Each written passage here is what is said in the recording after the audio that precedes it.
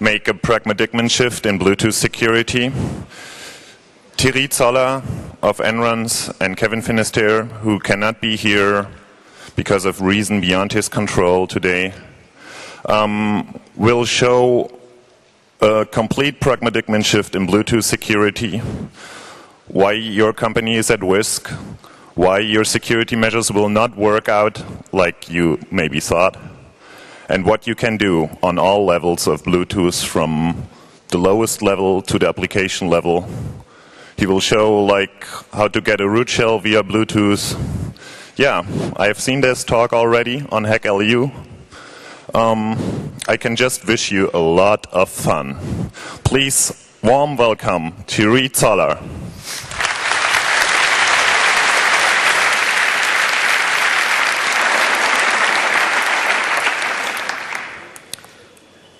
So, okay, Microsoft working. So let's start off. Yeah, basically the recommendation: turn off your Bluetooth, not because that's uncool, but simply because Kevin said so. That's Kevin.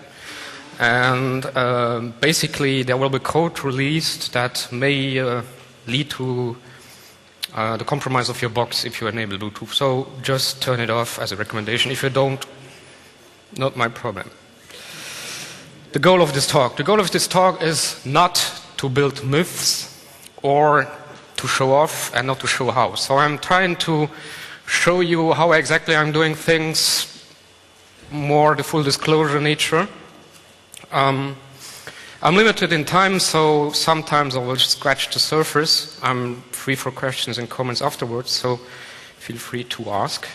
The goal, of course, is raise a bit of awareness, make risk more transparent, and show cool stuff. So, what are we talking about?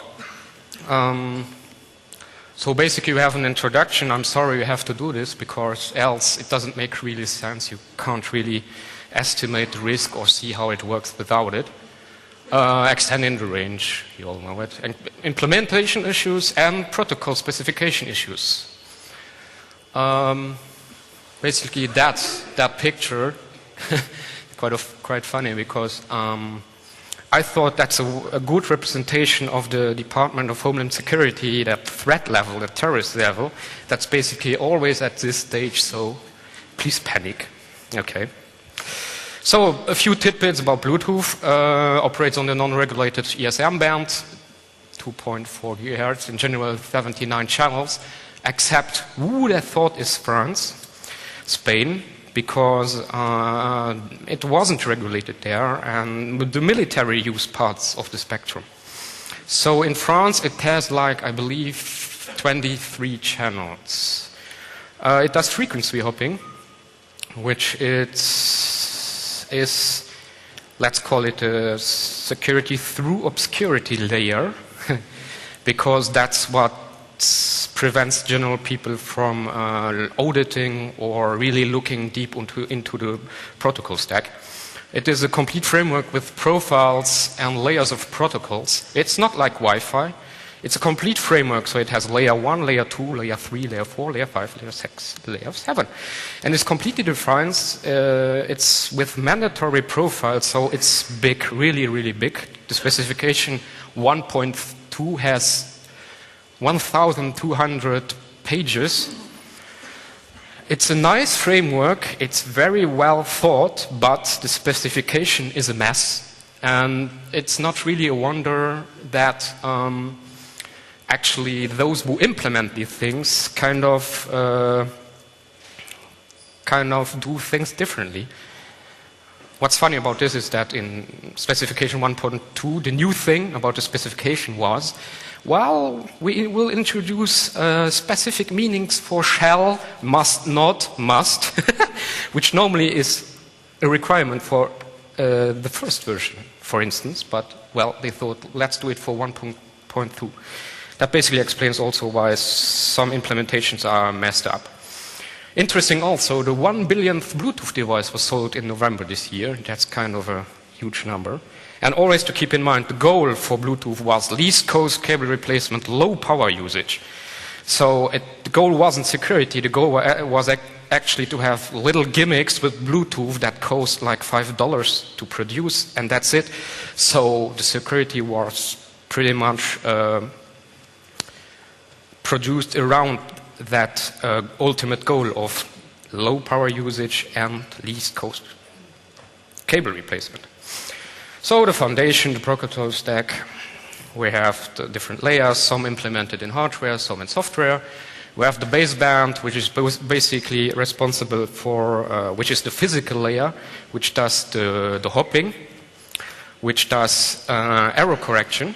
Then you have the LMP, which does security and quality of service. Then we have something that's called HCI, and that's basically an interface that you can reach as a user to communicate with the layers below. So if you do an HC tool scan, that's actually the implementation here that goes down towards the hardware layer. Then we have the L2 cap. L2 cap is basically a multiplexer, demultiplexer for the protocols above, as you see. Then we have RFCOM, which is a serial emulation. And basically we have everything you know above, and here's layer 7. So, Red Fang, Oli Whitehouse, you all know it probably, brute forces devices which are in non-discoverable mode, so they can't normally be discovered.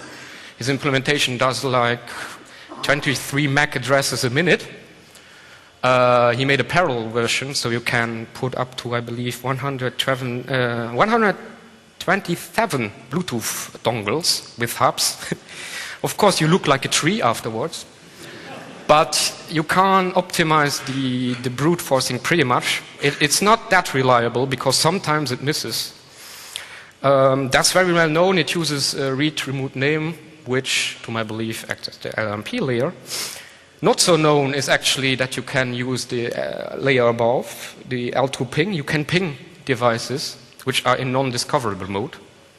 I've not seen any implementation of this, but to my belief it should be a bit faster than this method here. We'll see another method to find a big chunk of the MAC address passively. That's going to be one of the main findings. So a typical Bluetooth scenario, typical between Gänsefüßchen. Actually, the baseband sends inquiries and the device sends an inquiry response if it's in discoverable mode. So that's how you find devices. If you do an HC tool inc, it will actually send inquiry and inquiry packages. We will see how this works exactly afterwards. It's completely different than wireless, than Wi-Fi. Sorry. Then the Bluetooth access point says, well, I'm here, I can be reached at these frequencies, so the handshake, what is called the frequency hopping sequence. Actually, like I said before, they hop around 1,600 times per second at different channels.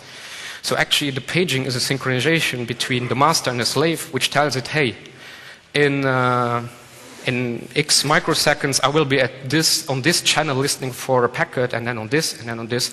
And so they agree to hop at the very same frequency. What's interesting is that a Piconet, which has 7 active slaves and 1 master, actually hops at the very same frequency altogether. We'll see that afterwards too. So the link is established using the LMP layer. It may discover profiles over SDP. It's a very basic Bluetooth scenario. Then it goes up to the RFCOM and actually establishes a connection towards a profile defined above. So the inquiry, the first contact. How do the devices find each other? One could say, let's say all Bluetooth devices will meet at a specific channel, let's say channel 78. But what happens if somebody puts a chicken in the microwave and that channel is jammed? They couldn't meet. So what was the solution was that during the inquiry stage, every Bluetooth device hops at a specific frequency. They always hop exactly at the same frequency. And that's why you can find devices that are in discoverable mode because they hop at the same frequency, and you're trying to listen at this frequency, to select at these frequencies and find them. So during inquiry stage, you also pass parameters like this is my MAC address and this is my clock offset. The paging, frequency hopping synchronization. Slaves always sync to the master. Actually, at initialization level, the slaves hops one channel a second, very slowly, but the master just goes over it 3,200 times a second. Then the second step in paging is both have synchronized and hop at 1,600 times a second. So what's important is that the Piconet agrees to sequence based on parts of the Bluetooth address, that's a BD address, looks like a MAC address, has 48 bits, and the clock offset of the master. Every Bluetooth device has a clock. Every Bluetooth device has a pseudo number, random number generator. That's kind of cool, like we will see afterwards. And frequency hopping is the reason you cannot easily sniff Bluetooth traffic, so you can't put your device in monitoring mode and hop, you'll find you will sniff everything. It doesn't work out because you don't know at what frequency these devices actually communicate and at what frequency to listen at. So you could, of course, use a spectral analyzer and reconstruct afterwards, but you have to implement the whole Bluetooth stack, the baseband, the RF radio frequency, and pretty much of a challenge, so good luck. Bluetooth profiles, I'll pass over it pretty fast, represent a group of defines of mandatory options, so they are mandatory. That's one part of the framework that's pretty well done. Actually, to have compatibility, you can discover the profiles a device offers. So you can ask it, what service do you have to offer to me, and we'll give you a list. And we'll also give you a list to how to connect to it. So you will see that here's OBEX push profile. We'll see, of course, the baseband. That's mandatory. So we have the L2 cap layer. That's an output of SDP browse tool from the BlueStack. L2 cap layer, the RFCOM layer, and the OBEX. Different Bluetooth modes, discoverable modes, sends inquiry responses to all inquiries, limited discoverable, well, depends on the implementation.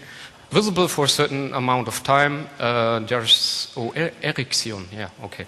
There's also implementation bugs. At this level, Sony Ericsson implemented what is limited discoverable. They are just discoverable for 2 minutes. So you activate it, says discoverable for 2 minutes, and then afterwards, normally, it's no longer discoverable, except you ping it. If you ping it, it will stay discoverable forever. And the funny thing is, when it's discoverable, it's attackable. And since this has the basic attacks, blue bug, and whatever the name for the other one was, the AT commands and the OBEX stuff.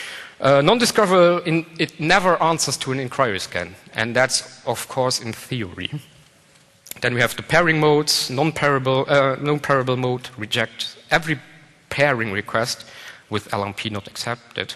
There's also implementation bugs on this layer, because Plantronics managed to really fuck that up. That's a headset like this. It has a nice button to it, which makes it in pairable mode. Then the light starts blinking and you see, oh, I can pair now. The problem is the button is just cosmetic because it's always in pairable mode. So, okay. So that's another implementation issue. They got it wrong. Pairable mode will pair upon request. Okay. So, extending the range. That's from Kevin. Kevin tried to measure the distance he can get with I think that's an 80 dBm Yagi. Actually, Kevin was here, and his phone was there. And he put the phone on the bank with a note saying, here, hey, this phone is here for a reason. Please don't take it away. And while he was here, pinging the device, he lost connection. And then he saw an old man walking by. So he took the Yagi and adjusted it to the man, and it responded to pings. So, so actually, he got it back from the man afterwards.